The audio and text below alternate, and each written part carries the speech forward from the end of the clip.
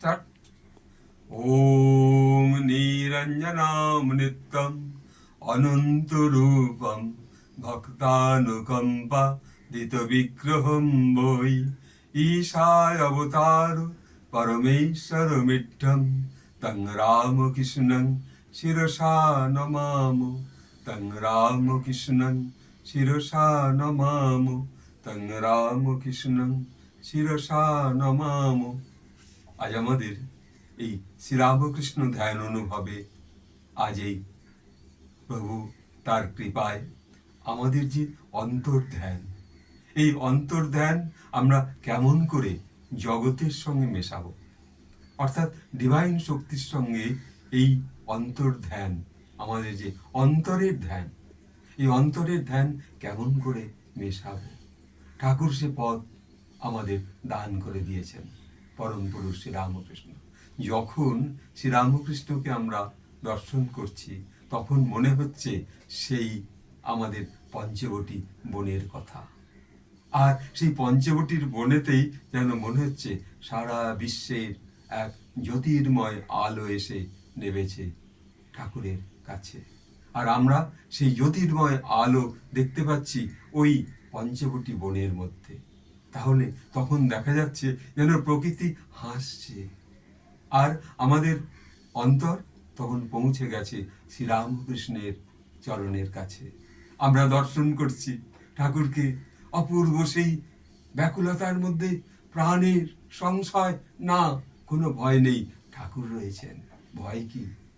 তখন ঠাকুর সেই জন্য বলছেন যে এই জীব জগৎ চতুর্বিংশতি তত্ত্ব হয়েছেন। কি অপূর্ব তার এই শ্রীমুখের বাণী।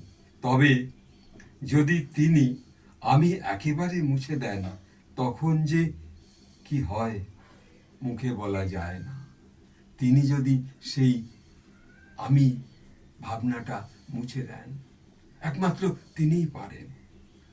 তখন সেই দেখা যায় যে আমরা সেই সকল শক্তির পাশে গিয়ে ধ্যান অনুভব ঠাকুরের সঙ্গে আমরা রয়েছি।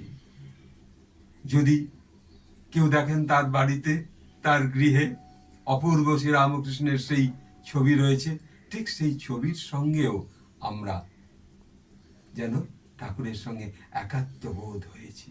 সেই একাত্মবোধের মধ্যে আমরা খুঁজে পাচ্ছি নিজেকে, নিজেদের অন্তরকে, আর ভাবছি প্রভু শ্রীরামকৃষ্ণ আমাদের কাছে এসে বলছেন তোমরা আমার জিনিস আমার জিনিস বলে সেই সকল জিনিসকে কি বলে?